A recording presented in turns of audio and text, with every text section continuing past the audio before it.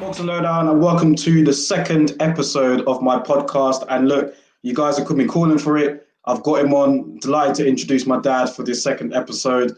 Now, we're just going to get straight into it, man. We're going to get straight into this. And first of all, you know what? I told you, didn't I? When we were talking about the Loma and Lopez fight, I did tell you, didn't I? Because you were messaging me saying, yeah, masterclass this and Loma's going to do this and all that. And then I was like, nah, man, I think Lopez, I'm picking Loma, but Lopez has got a good chance. But now I'm only playing like you did. Yeah. So you did get close as well.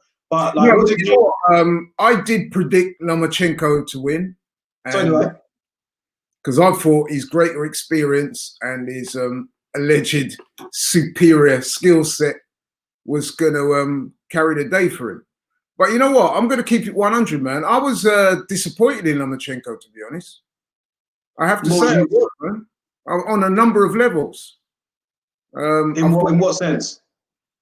Well, I mean, you didn't go for it. 6 or 7 rounds.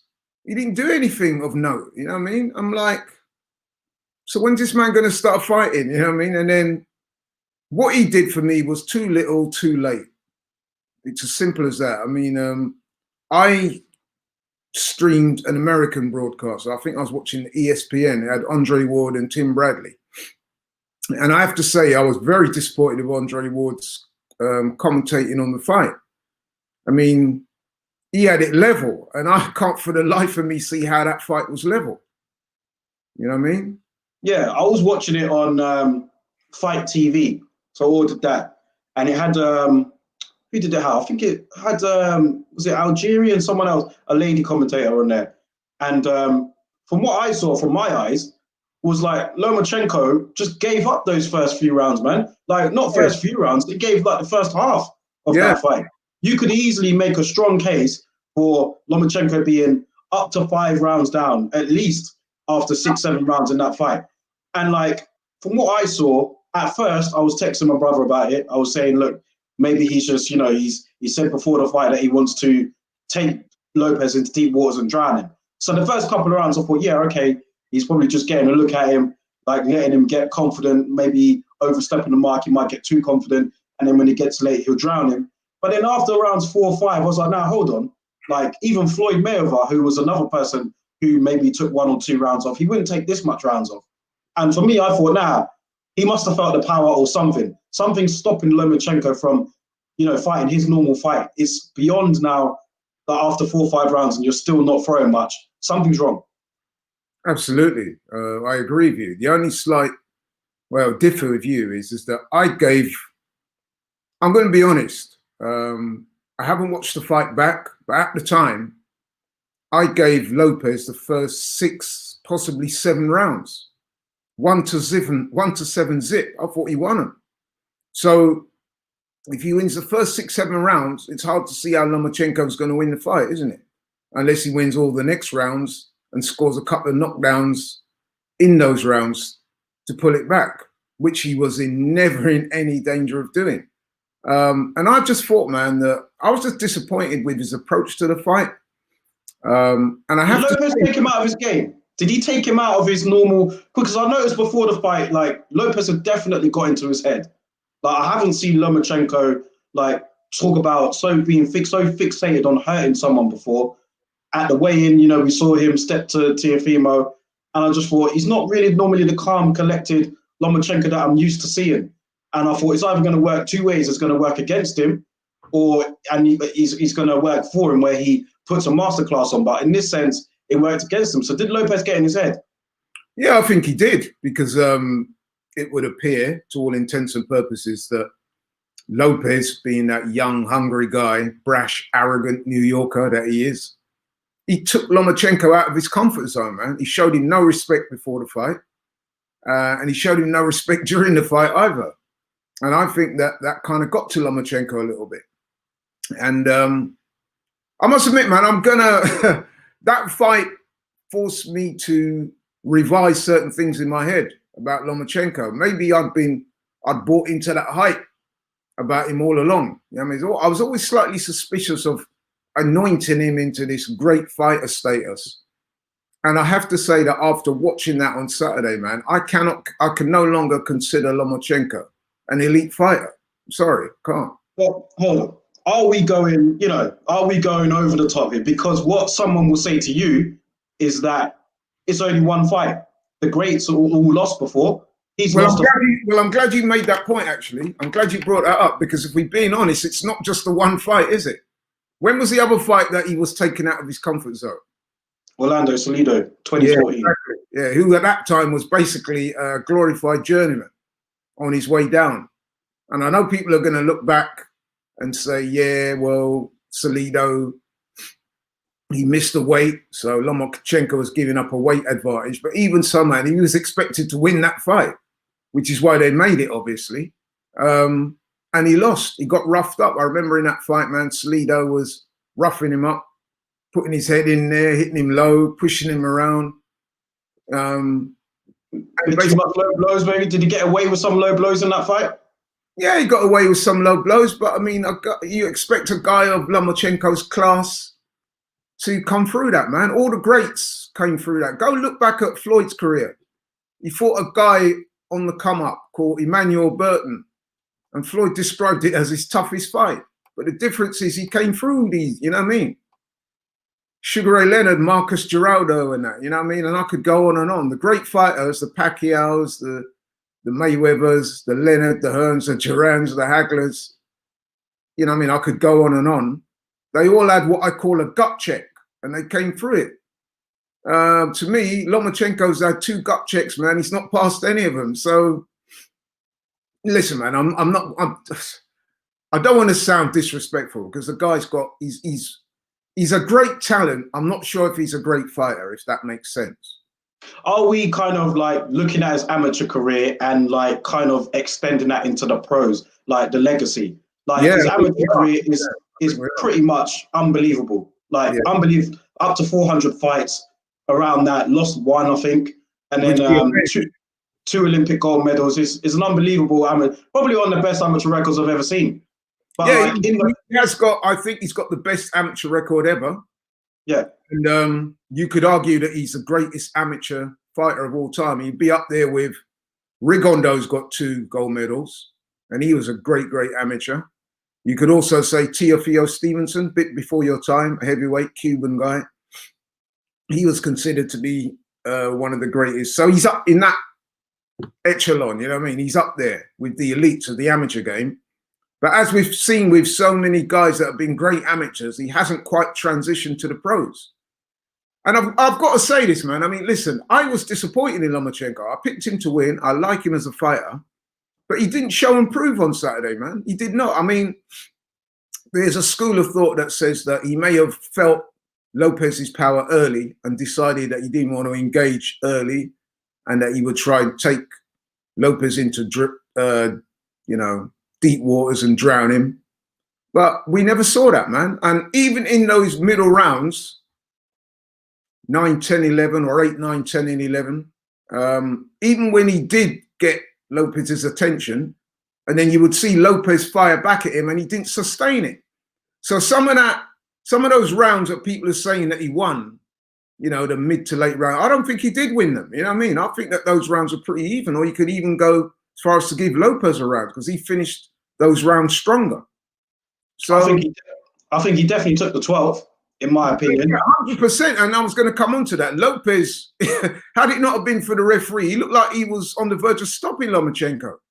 I mean, that so-called low blow, that was no low blow, bro. Listen, if that was a low blow, right, then the Amir Khan, remember the Amir Khan Zab Judah fight? Yeah.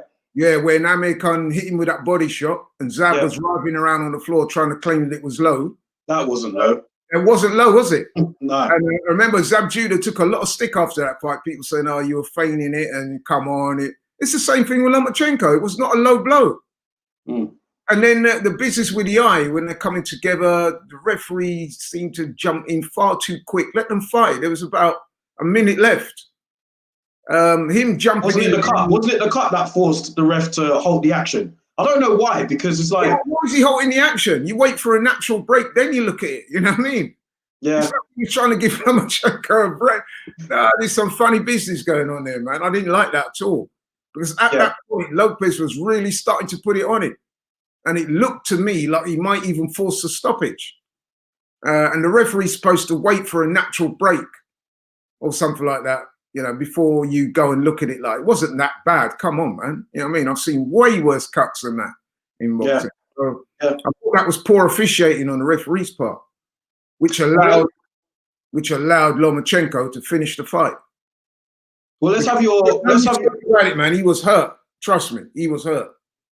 What was your? Did you keep a running scorecard? What was your scorecard towards the end? I had it about probably 7-5, 8-4. I need to watch it again. I definitely didn't have it a draw like Ward. No way. I had Teofimo Lopez a winner for sure. 7-5, 8-4. I had it for him. I have to watch it again, but that's what I had in my head. Well, how did you have it? Well, I started off scoring it, and then because Lomachenko was giving up so many rounds, I think I stopped scoring after a while. But I do know that I had at least 8-4 or maybe even 9-3. Lopez, I had him a clear winner. He was the one that was making the fight. He was the one that was backing Lomachenko up. He was the one that was forcing the issue. He landed the better blows. He showed the better ring generalship. He was the more effective fighter by far. I don't see where Lomachenko, who I have to also say, this is another area where he disappointed me. He didn't show enough sportsmanship for a guy of his experience and supposed greatness. He didn't show any class in defeat, man. You know what I mean? Did he see where he tried to leave the ring without even giving his Well, he did, didn't he? Which he's obviously he did leave, didn't they? And then they pulled him back. And if you notice, Lopez went over to him, tried to engage him in some post-fight chat. He wasn't interested. He barely acknowledged him. I was very disappointed in Lomachenko, man. Yeah, was he a bit? Did he feel a bit too disrespected though? Huh? Did he feel a bit too disrespected, do you reckon? During the build-up, and like it was a bit of bad feeling in that build-up, wasn't there? So coming from Lopez then. Yeah, he maybe he felt disrespected by the young guy, but he had his opportunity to handle his business in the ring and he didn't do it. He was running around on the back foot, putting the ear marks up. True. I mean, so the guy beat your ass, man. He beat you soundly. He said what he was going to do and he did it. Okay, he didn't knock him out in 3 rounds, but he said he was going to beat you up. And he beat you up. So you have to, Lomachenko has had close to 400 amateur fights. He's had, 16 pro fights. And of all of that, he's only lost 3 times. So you think of all those 413 times when he's been the victor. You know what I mean? When you lose, you have to, Yeah, I agree. And the last...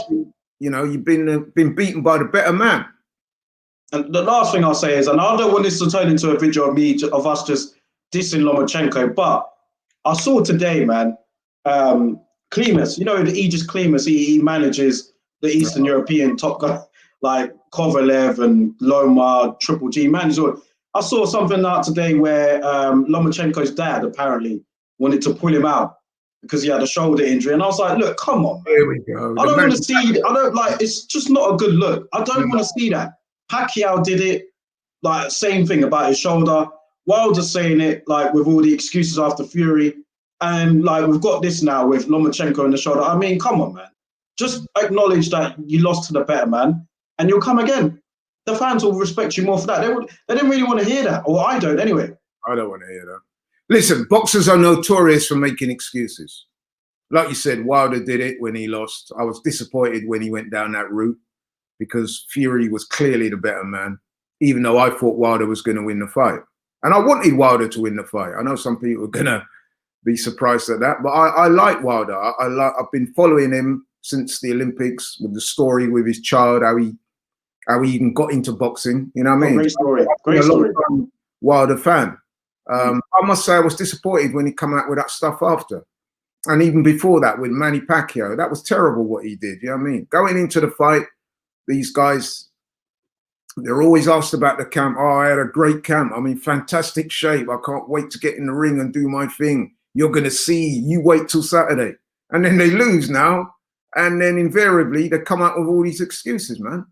And like I said, that was another area of disappointment with him. When I saw that, because I saw that picture today of him in some hospital, wired up, back to have an operation, or he's had the operation on his shoulder. I thought, come on, bro. You know what I mean? Like, what? Did you injure your shoulder in the fight then, or what? What happened?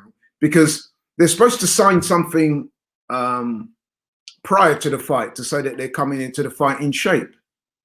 You know what I mean? So there's no excuses, man. You got beaten, you know? Yeah. We know he's had shoulder problems previous to this, yes, and he had an operation and all that. But these things happen when fighters are getting into the latter stages of their career. They start to get injured. The amount of fights and the amount of training camps starts to tell. I mean, someone like Lomachenko has been boxing since before he was even 10 years old, probably. So, you know, injuries are going to be a way of life for boxers, especially top fighters like Lomachenko. But in the lead up to the fight, we didn't hear anything about his shoulder playing up. You know what I mean? Even in the immediate aftermath, he wasn't holding his shoulder, he didn't say anything. And now, 2 days on, and I'll tell you what else I've noticed about Lomachenko. Nowhere is he talking about a rematch. If you feel hard done by the judges and the referee or whoever, don't you think a guy like Lomachenko, you know what I mean, being that alpha male that he is, he would have been saying, listen, man, I want another fight. I'm getting on to Bob Arum. Let's do it again. You haven't heard him say anything like that, have you? No, there's no rematch clause in the contract. I think that's quite telling, man. He's not said one word about rematch. No, the only rematch that I've heard was come from the reporters in the press conference. Yeah. And Lopez said there's no clause. Well, we all know there's no clause in the contract. So let's talk about that, man. Let me ask you a question. Would you want to see that again? Do you think there was enough there for you to say, right, you know, I really want to see that again?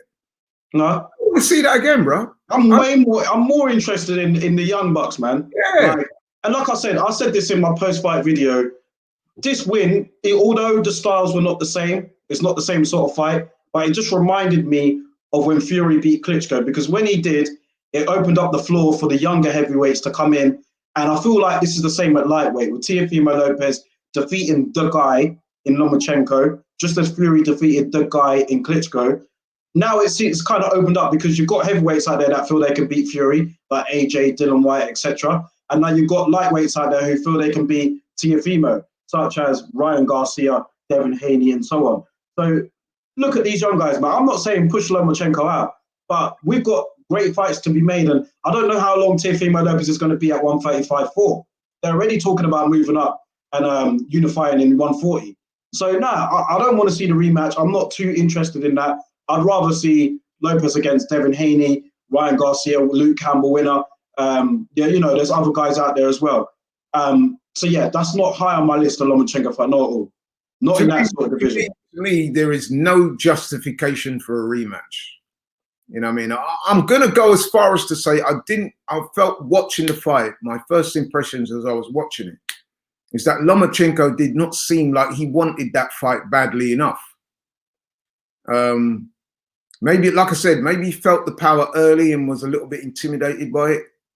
Lopez was the bigger, younger, stronger man, and it was evident in the ring. And I just felt that maybe Lomachenko felt the power, felt the strength of Lopez. He was in there, mano a mano. He obviously looked Lopez in the eye and he thought, bruh, you know what? This is a young lion I'm in with tonight. That's not going to give it up. You know what I mean? I was disappointed. And you know why? Because, listen, as I said to you earlier, Lomachenko has had this greatness bestowed upon him by all the commentators and all the so-called experts. What I'm saying is, where was the step around? Where was the angles? Where was the speed? You know, where was the ring generalship that we've been told? Oh, nobody else. I've never seen anybody do stuff like this. He was in with a fairly young, green contender. You know what I mean? Naturally a lot bigger than him. Naturally a lot bigger, but nowhere near as experienced. So, and nowhere near as skilled. So we've been told anyway. So I expect he just hit his ceiling. Hit his ceiling in weight, didn't it? When it comes to the one, like we knew at 135 that there was no way he could go beyond that because he had hit his ceiling. He struggled a bit against Luke Campbell at times. Linares, he was put down. So it was quite clear that, yes, he's moved. He didn't start off as a lightweight. He moved up. from the lighter weights. But then again, that just goes to show how great the likes of the Mayweather was, or either Oscar De La Hoya's, or like whoever that have moved up like 4 or 5 weight divisions and still managed to dominate. You know, well, that's what I'm trying to say. You looked at that fight on Saturday and you thought to yourself, you know what?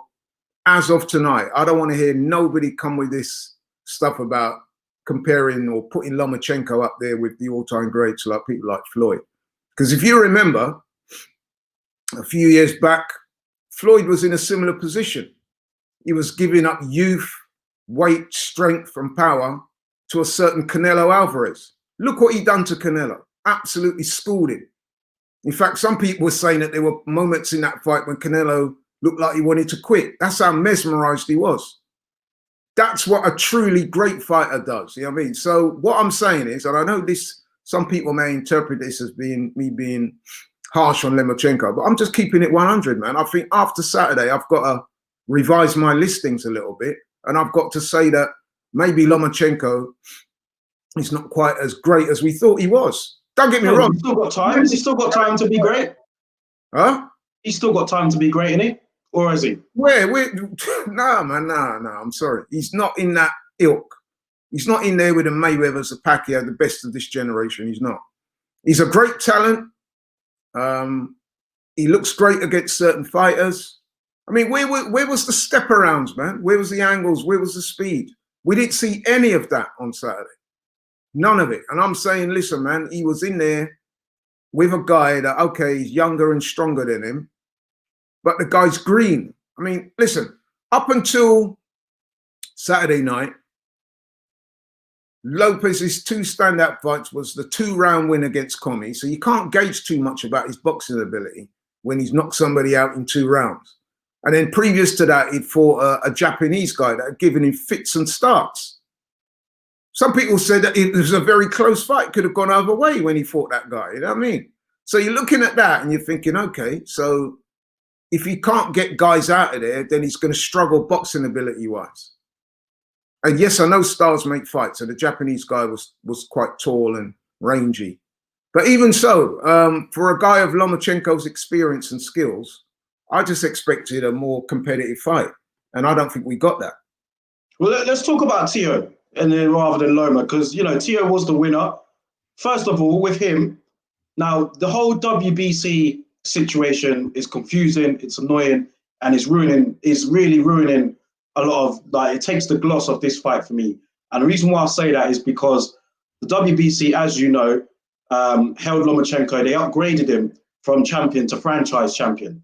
So there was a lot of confusion from around people that I was speaking to, like, is this an undisputed championship title fight? Because Devin Haney is considered the WBC champion as well. And he's not going to let that go quietly. But you saw it promoted on the TV and elsewhere where Teofimo Lopez is calling himself the undisputed champion. Technically, he does have the WBC belt too. So how are you looking at it? Is Teofimo Lopez the undisputed champion, or does he need to fight Devin Haney for that to be decided?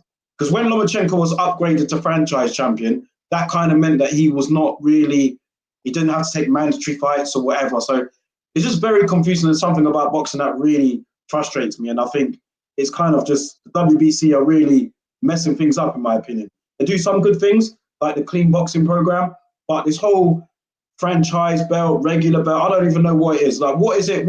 How do you consider it as? Well, I know Lopez is calling him the email champion, but yeah, well, we all know. We all know about the vagaries of the WBC. But in answer to your question, I would regard Lopez as the undisputed champion. But I would like to see him fight Devin Haney. If not next, then in the fight after that. Some people are saying let Teofimo have his little bum bash, as they call it. Give him a little homecoming fight in Brooklyn. And then Devin Haney is scheduled to fight Gamboa. I don't see that being particularly competitive, if I'm being honest. Expecting Devin Haney to be a clear winner in that fight. I saw Haney put something out saying, yeah, Loma's too small, too old. I was like, hold on, listen, no, but to be fair to Devin Haney, he was calling out Lomachenko from time. And a lot of people laughed at him, said, "Oh, come on," you know what I mean? I think what you saw on Saturday, obviously, these young guys, they believe in themselves and they want to get guys like Lomachenko get them out of the way. And you can't give them credit for that, because that's the natural order of things, isn't it? That's the natural cycle of boxing. You know what I mean? So I've got no problem with that. You know what I mean? How do you look at that fight then? I always thought Devin Haney would beat Lomachenko because, like I said, he's rangy, he's young, he's strong, he's got skills, he's got a bit of power as well, and he's got that other intangible, that's self-belief. The same thing that Lopez had. These young guys, you know what I mean? They're in their element right now, man. They feel that they're going to win and they won't be denied. And you saw that with Lopez, even when he did have those couple of rounds. I think it was 9 and 10 when he, 8, 9, 10, around those rounds. He came back. You see how he came back. What I found surprising is that in the before the start of the 12th, I say surprising, it wasn't surprising, but what I found interesting is that his dad in the corner, he wasn't even saying it was close. He was saying, "You've got this fight won, just go out there and do your thing." And my man went out there, man, and put it on Lomachenko. So if you think about it, it wasn't like his dad was saying, "You've got to win this round to get this fight." But I was impressed with Lopez because he had that attitude, "Look, I'm going to put my seal on this." You know what I mean? Lomachenko's had a couple of half-decent rounds, but now I'm going to put my seal on this and finish it in style. And he did. He had a great 12th round. And like I said earlier, I think if it wasn't for the referee, I truly believe he would have stopped Lomachenko in that last round, or at least put him down. Yeah. So, well, let's talk about the winter schedule that we've got coming up till the end of the year. On that show in particular, we had the announcement that Terence Crawford will be defending his WBO welterweight title against Kell Brook, someone that we're very familiar with on these shores. Now, it was noted that Kell Brook, he's been training for quite a while. However, for this camp, he's not going to be with Dominic Ingle. Dominic Ingle won't be traveling to the MGM Grand where the fight is taking place. He won't be in the corner. So how do you look at that fight, first of all, Terence Crawford and Kell Brook, and how do you weigh up his chances without Dominic Ingle?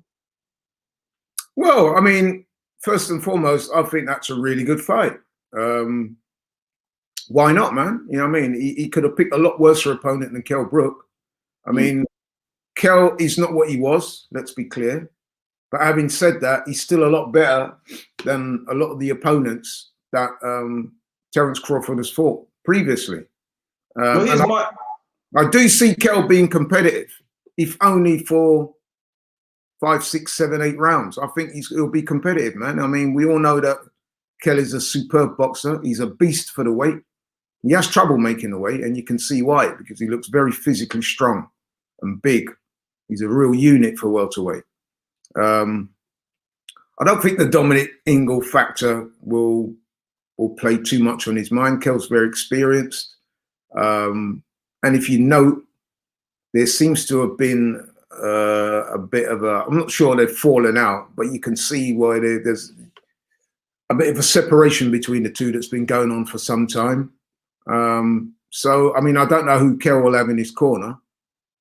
But I don't think it's likely to affect him too much, man. Kell's been there and done it. He's a tremendously skilled fighter. And I think if he's on his game, man, you know what I mean, he will present Crawford with problems. I still fully expect Crawford to win because I got Crawford down as my pound-for-pound #1 fighter. Over Canelo? Yeah, over Canelo. Yeah, I do. Okay. Close between those two.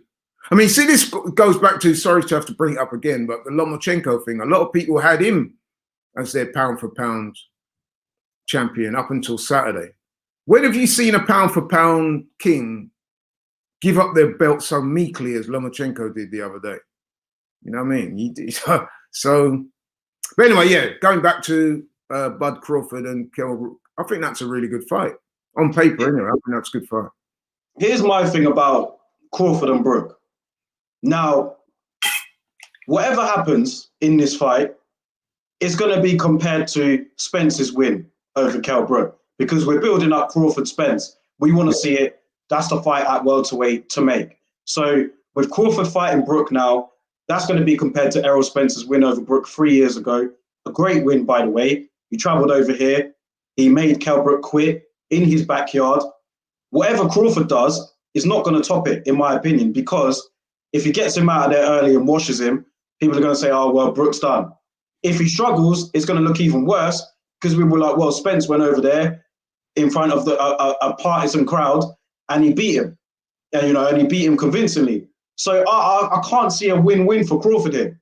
I mean, it's a difficult fight for one, potentially, and he might not look great in it. So that's my kind of thoughts on that particular fight, man. Yeah, you make a good point. Listen, Kell is a quality fighter, but I don't really like drawing too many comparisons because, as we all know in boxing, stars make fights. So straight away, Errol Spence versus Crawford. Sorry, Errol Spence versus Kell was a different set of circumstances. We were at that fight, although we sat in different parts of the stadium. Yeah. And that was on Kell's home turf in Sheffield. Basically, his back garden. That's how close it was to. Yeah. A few years ago, he was coming off the loss against Golovkin, so we know that he had his face fractured in that fight. But he still put up a really good display, although I thought that Spence well won it in the end. So there's some wear and tear on Kell, you know what I mean? But having said that, I mean, listen. So does that take away this victory from Bud then? Does it take away, if he does that take it a bit away from Bud? Is there always going to be an asterisk over this win? If he was to win, are people just going to be like, yeah, well. People will say that, but that's the nature of boxing critics. They are going, what I'm saying is we shouldn't take too much attention to that, you know what I mean? Because stars make fights. Just because A beats B doesn't mean that A beats C and vice versa. It's a different set of circumstances. Like I said, Kell was fighting at home. It was a different fight. Errol Spence is a southpaw. Bud is a switch hitter. It's a different set of circumstances. But what I would say is that a fully fit, motivated Kell Brook will be a good test, even at this stage of his career, for Bud Crawford. He could have done a lot worse. You know I agree. I agree, yeah. It's definitely what I would watch. Because I'm telling you now, if Kell is motivated and fit and rearing to go and his head is in the right place, he has got the skills and the power and the strength to give Crawford a very difficult night. It won't be an Amir Khan type fight, trust me that. No, it's going to be like that. So, you know, yeah, I think it's a good fight. I'm looking forward to seeing Crawford back in the ring. And let's face it, Bud, I'm a big fan of Bud, but he was dropped in his last fight. By Karakowskis, who is also a good fighter. You know what I mean? So, you know. Let's look at the rest of the winter schedule, man. I'm going to give you these fights that we've got from now up until the end of the year. And I want you to tell me which one of these you're looking forward to the most, because we've got a cracking schedule. So I haven't got the dates in front of me, so I'm just going already which one I'm looking forward to without even you mentioning it. But well, I'll say it and then you can tell me.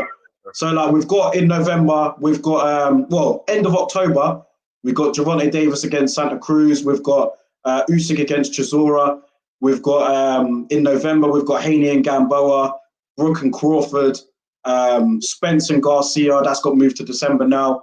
We've got Povetkin against White, Dubois against Joyce, Ryan Garcia and Luke Campbell, Tyson Fury's returning, probably against, it was announced today, probably against Caballero or Carlos Takam. We've got AJ and Pulev. And forgive me if I've forgotten any, because like I said, I'm not reading off anything. It's just in my head.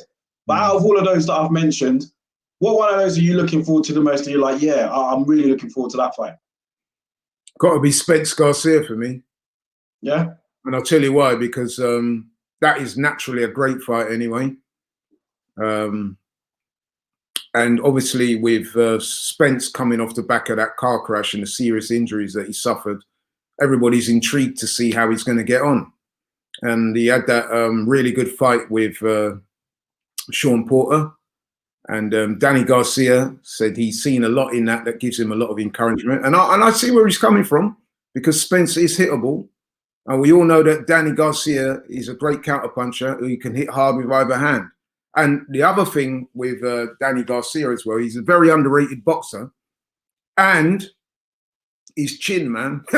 His chin is solid. So he's very unlikely to get knocked out or stopped in this fight.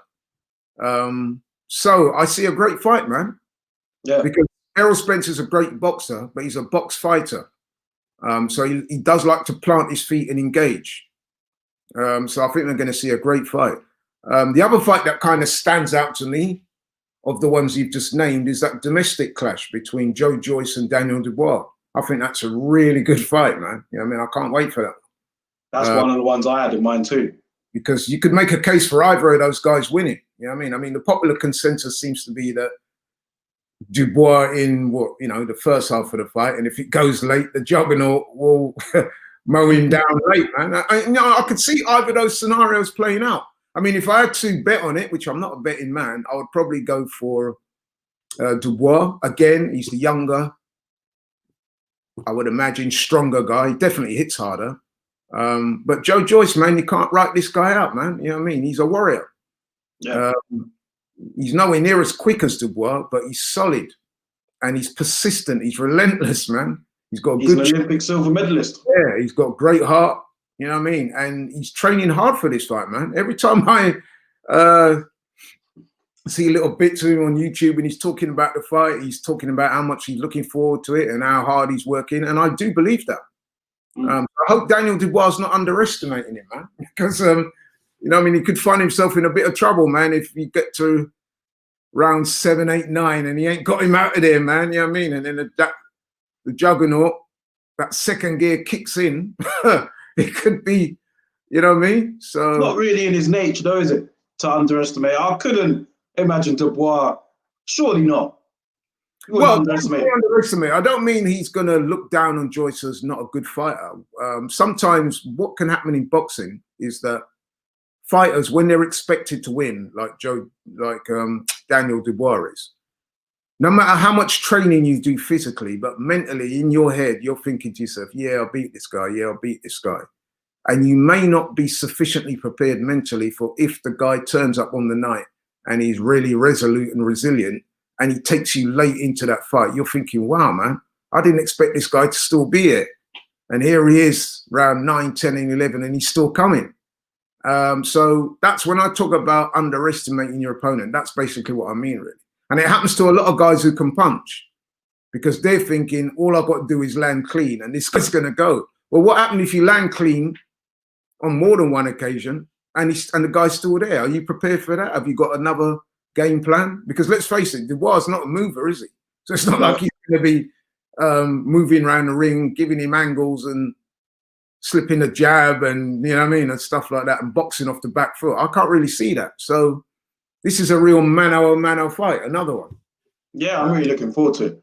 But let's stay in the heavyweight division actually, because one of those fighters that I haven't mentioned that's not going to be fighting this year is Deontay Wilder. We were hoping that we'd say, well, wasn't really hoping. I wasn't really fussed about the third fight. But it's frustrating to see that we haven't heard anything really from him. You know, the only time I've really seen Wilder was when I saw that twerking video that came out. Everyone was sharing it online and stuff. Not that I was looking for it. And then I've seen a couple posts here and there, but no interview, we haven't heard from him. And it's a shame because Wilder, for me, he's a character. And I think he is good for the sport. So his fans, especially the ones over there in America, we want to hear what he has to say. We're not going to see a third fight between him and Tyson Fury. And before I get your thoughts on that as well, I also want to get your thoughts on the whole Tyson Fury possibly looking like it's going to be Ajit Kabayel or Carlos Takam as his next opponent. But let's go back to Wilder, man. I'm a bit disappointed that I haven't seen or heard anything from him. Where is he? What's actually going on, man? Before I get to that, I would like to say as well that we spoke about the fights I most want to see. The fight on that list that you just read out was by far the least appealing. Was Tyson Fury versus, was it Kabayel or Kabayel or Carlos Takam? Yeah, but I mean, can you blame him? I mean, I'm not blaming him. Do you think he's going to fight Michael Hunter or someone? It's not a fight that people want to see, man. Surely they can get a better opponent than that. Well, Michael Hunter put himself out there. He said he'd fight Fury for free.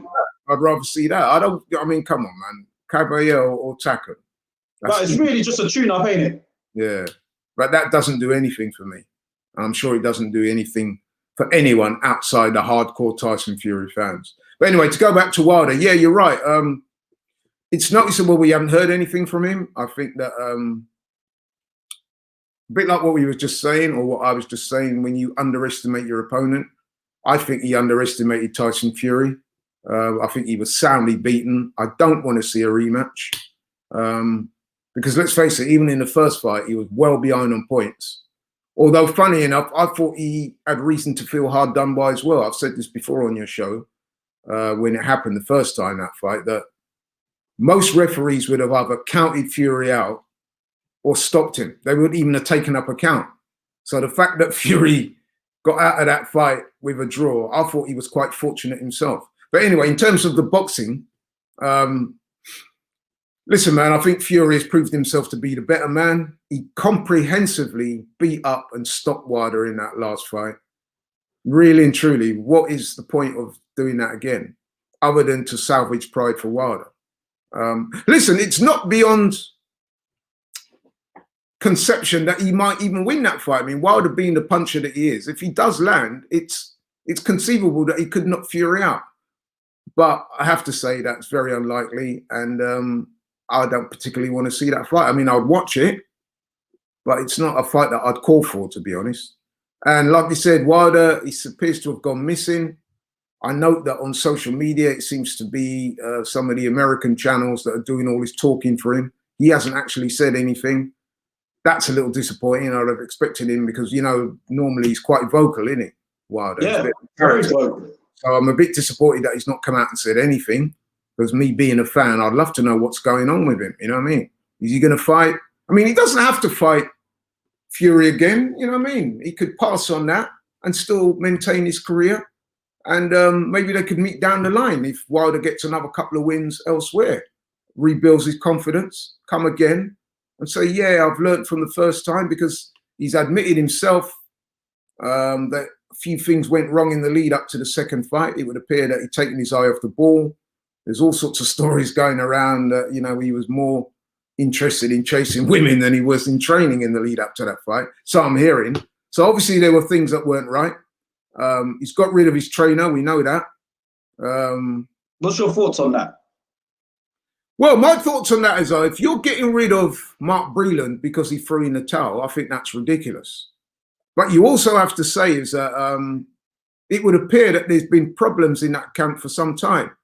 And a lot of people have said, you know what I mean, people who know much more about boxing than I do have looked at Wilder's skill set and said he's not improving. If anything, he's regressing. So if that is the case, and Mark Breland is the head trainer, him and Jay Diaz, then if he's getting rid of him because he feels that they've gone as far as they can go collectively, fighter and trainer, then I've got no real issue with that. Fighters do that all the time. But if he's got rid of him because of this, I told my trainers never to throw the towel in because they're supposed to be on code and I'd rather die in the ring, I think that's nonsense, man. Wilder's got about half a dozen kids. I'm sure that they don't want their dad coming home to them like a cabbage or even worse. You know what I mean? Even though he has himself, which I thought was ridiculous, made those comments about killing a man in the ring. So I thought what Breland did by throwing in the towels probably helped save what's left of his career. He should be congratulated for that. I totally agree with that, by the way. If you're firing him because of that, that is ridiculous. But if you're firing him because you stopped learning from him or the relationship was broken down and it's not working out and he's not getting the best out of Wilder, then fair enough. So that's what I've said about it is yeah, like, because a lot of people have weighed in on this about him firing Breland, and again, Wilder could have cleared this up if he did an interview and spoke about it more. I know he did after the fight, but obviously the news circulated recently that Breland has definitely gone. Now, if you were getting rid of Breland, like you said, for throwing in the towel, then yeah, you've got reason to feel aggrieved for Breland, for sure. But people change trainers all the time, and I'm just seeing people like Dylan White, for example. He's really getting onto Wilder for change the trainer. But you change your trainer before your fight against Povetkin. We don't know what the actual reason was, if it really was because of that, or whether there was more to it. Maybe he just felt like he had enough with Breland. But again, we don't know because we haven't heard anything. Exactly. So, yeah, I would just say that Dylan seems to have this weird obsession with Wilder. Listen, I like Dylan, but Dylan, a message from me, you need to concentrate on Povetkin. Let Wilder worry about his issues. You got a big ass coming up now. That's another fight I'm looking forward to, by the way. You don't think Dylan's just going to go in there second time round, correct what went wrong, and just beat Povetkin? You don't think that's going to be the case, or do you think, nah, this is more danger you're heading into? It's very dangerous. Listen, Dylan can win this fight. Let's make no bones about it, because we got to be honest and say that in the first fight, up until the stoppage, Dylan was winning. Although I think some people were getting a bit carried away when they were saying he was bossing it and another. Well, he had Povetkin down twice. He was on the verge of taking him out. Like, really, after the fourth, didn't you think, yeah, this will be over soon? No, I beg to differ, because in every round, man, you could see Povetkin was reaching him with shots.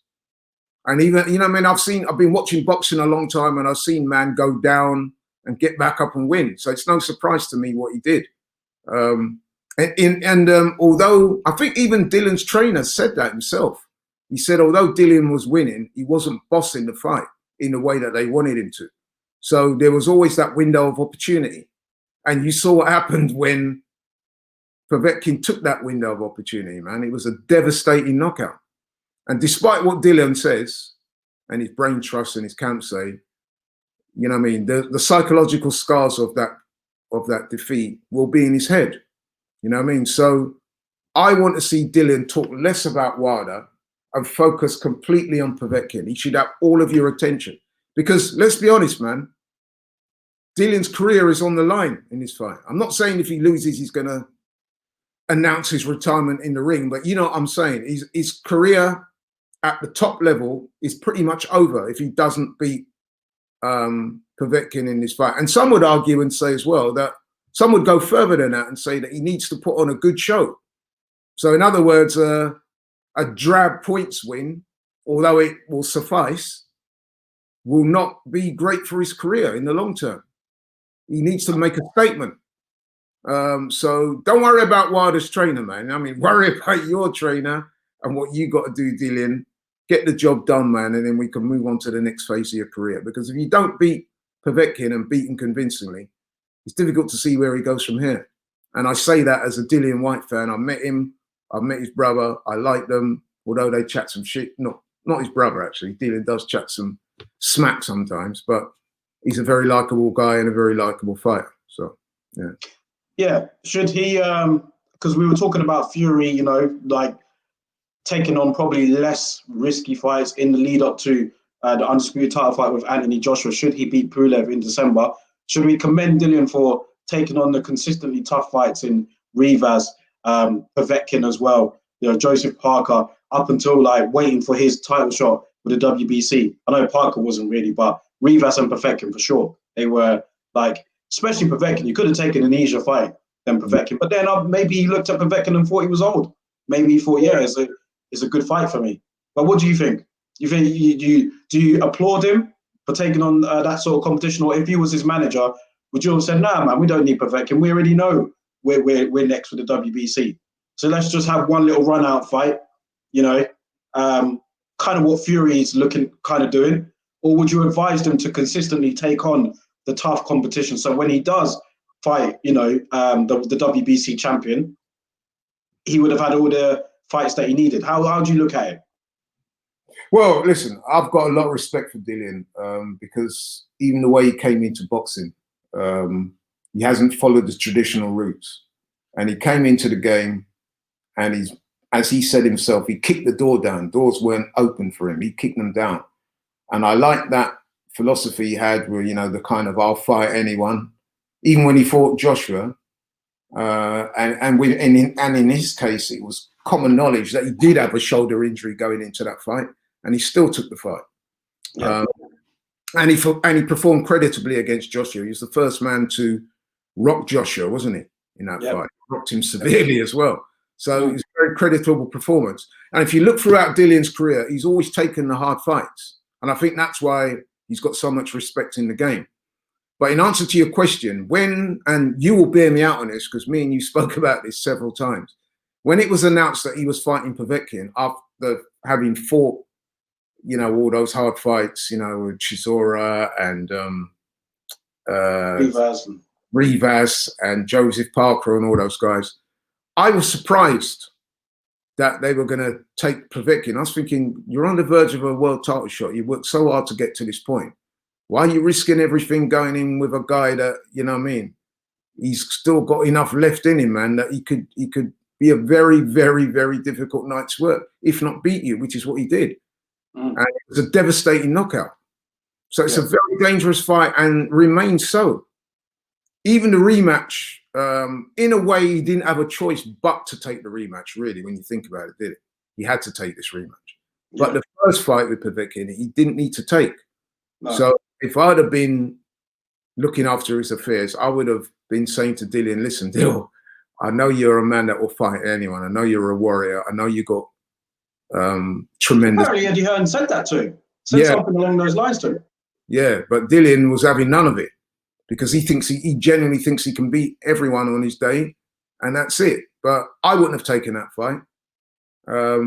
But hey, you know. Well, listen, we got 9 minutes left, and I really need to get this out before like we close. I need to get your thoughts on this, and that was last weekend. You know, Ritson fought Vasquez. You know, one of the worst decisions in boxing I can remember, and I'm saying something because I've seen a lot of terrible decisions. And Terry O'Connor, let's talk about that before we go. The judge for that fight handed in a ridiculous scorecard. What was it, like 117, 111, 190, what, something like that? And like, it was unbelievable. And then video footage surfaced where it appeared that Terry O'Connor was looking at a phone or a scorecard, whatever it was. It's not really clear. What is clear is that he wasn't really concentrating on the fight. Now, the British Board of Boxing Control have obviously taken on board the criticism of the fans because Twitter went into meltdown after that. And then a lot of big people spoke up. Dave Caldwell, even Eddie Hearn, are saying like, look, this was the wrong decision, blah, blah, blah. Now, I want to get your thoughts on it, first of all. What should happen to Terry O'Connor? Because he's going to appear for the British Boxing Board of Control. And what was your thoughts overall on that whole situation? Got about 8 minutes, so let's hear what you got to say about it. Right, I've got to be honest up front and issue my disclaimer because I did not see the fight live. I only saw highlights of it after, but because I was out at the time, and then I saw, like you said, the meltdown on Twitter and social media was going crazy. So when I watched it, I already knew the controversy surrounding the fight. But what I would say is it's not the first time we've seen this in this country and around the world, so it doesn't really surprise me. And I feel sorry for all the fighters concerned, Vasquez obviously, but I also feel a bit sorry for Ritson because his career could be defined by this, you know what I mean? It's not his fault, obviously. I mean, when I boxed as an amateur, I had a couple of really poor decisions go against me. And it's heartbreaking, man. You think like you want, at that time when it happens, you feel like giving up the sport because you put so much effort into training, and it's not just the physical, but the emotional hardship involved in boxing as well. And then the preparation and everything. And you go into these fights and they're important to you and you do your best. You know you've won, your opponent knows you won, everyone else knows you've won, except for the people judging. It's really, it's horrible, man. It really is. But yeah, I mean, listen, what do I think should happen to Terry O'Connor? I think he's got to be sat down for a while. There's got to be an investigation because maybe there was something awry. Why was this man looking at his phone? What was going on? There needs to be an investigation. I'm not accusing him of anything. I'm just saying that there should be some kind of investigation. They should talk to him and say, listen, you're an experienced referee and judge and you've been in boxing a long time, which he has. He's even been a fighter himself back in the day. How could you have got this so wrong? So there needs to be an honest discussion around that, during which he has to be sat down. He can't officiate for a while, this guy. And they've got to try and get to the bottom of it. Well, he's had controversial decisions before. Yeah. But, you know what I mean? There's been a lot of things gone wrong in boxing, you know what I mean? So it's, I feel... Not just him. Yeah, exactly. I don't think we should just say that he's the cause of all boxing ills. This is just the latest example. There's been some utter terrible decisions in boxing, man. Like I said, even on Saturday, I thought the referee was being favourable to Lomachenko. With that 119, 109, that was a bad scorecard. It's not as bad as what Terry O'Connor done, maybe, but it's still a clear example of the referee favouring one fighter over another. So it's very difficult. It's going to happen, man. I mean, sometimes it's not even the referee or the judges being up to anything suspicious or indulging in any skullduggery. You have to remember that judging a fight and scoring a fight and refereeing a fight, it's subjective, and the human being can make mistakes. And there is it is, but thing as well, unconscious bias. Yeah, but it was so clear. Like I just didn't understand where this came from. Vasquez, I mean, I had Flex around here watching it, and then like even he's not a boxing man. He was like, wow, man, that Vasquez, man, he's kind of, you know what I mean? He's kind of doing this easy. I said, yeah. Even he was seeing it.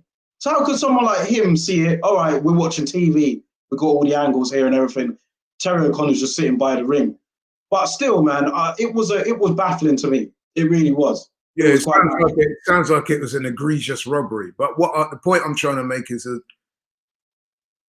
we shouldn't just focus on this fight or if you're going to focus on this fight, use this as a catalyst to try and sort out the problem, because it's a very real problem. And like I said, boxing, scoring and judging is subjective, meaning that, you know, I mean, different people will have different interpretations of the same thing. Even in terms of where somebody might be sat. If they're sat at different angles to the ring, you can see different things. You can be swayed by the crowd. Obviously, there was no crowd in this fight. You can automatically be swayed by the environment you're in. So, for example, the unconscious bias might be that the fact that Terry Connor, if he feels around is close, he might automatically lean towards Ritson because he's English. And you know what I mean? Yeah, that's not right, is it? It's not right, but these things do happen. Which is why in the past, for title fights, they would have neutral judges, but you can't have neutral judges for all these fights in boxing because of the expense is so great. But you know what I mean? So, yeah, man, I did watch it, but I've heard about it. So many people can't be wrong. It was obviously a terrible, terrible wrong that took place. Like I said, there needs to be investigation. In the meantime, Terry O'Connor needs to be sat down and not officiate for a while. And there needs to be these guys need to be trained in what they're seeing, what they're judging, man, because it happens far too often. Yeah. You know what I mean? I think we need a bit more clarity and a bit more openness in terms of like how what I'd really love to see is the judges being interviewed after the fight. I mean, I remember after Zab Judah lost to Costa Tzu, and the referee Jay Nady stopped it, and he was attacked after. But Jay Nady was interviewed in the ring after the fight to explain why he stopped it. That sort of thing for me it'll never happen. I can't see it happening, but I think that'd be a good idea to interview like the judge or the ref, or maybe they're protected by the British board. I'm not sure. Yeah, but something going forward, I think we could see happening, man. Yeah, I mean, like you said, man, that would aid in the transparency of it, but I'm not sure if that would aid in stopping people making bad decisions.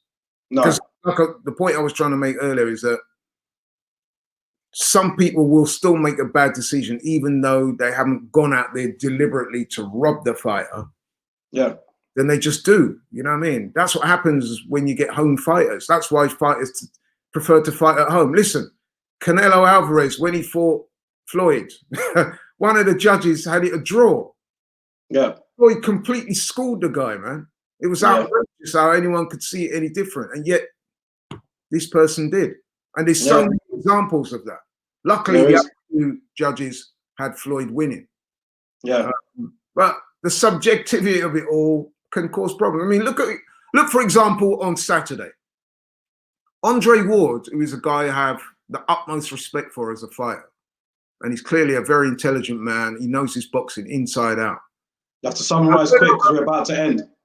And how he could have scored that fight on Saturday as a draw, I was flabbergasted. I was gobsmacked. I was like, are you kidding me? Yeah. Lopez won that by at least 4 rounds, maybe even 5 or 6 rounds. What the hell are you talking about? and yet he was providing commentary for the network. And he We're knows gonna have more to- about than I ever would. And yet he came up with that. I thought that was ridiculous. I thought it was outrageous. We're gonna have to end it there, man. We've hit our hour mark. But listen, man, thanks for coming on, Dad, as again, and we'll catch you guys on the next one. Anytime, man. I just want to say, I know people might interpret it as a bit of bias, man, but you're doing a great job. I always watch your videos. Keep it going, man. Keep up the good work, because we need more boxing channels like yours to help promote and grow the sport. So well Thanks, done. man. I really appreciate that. Thank you. That means a lot.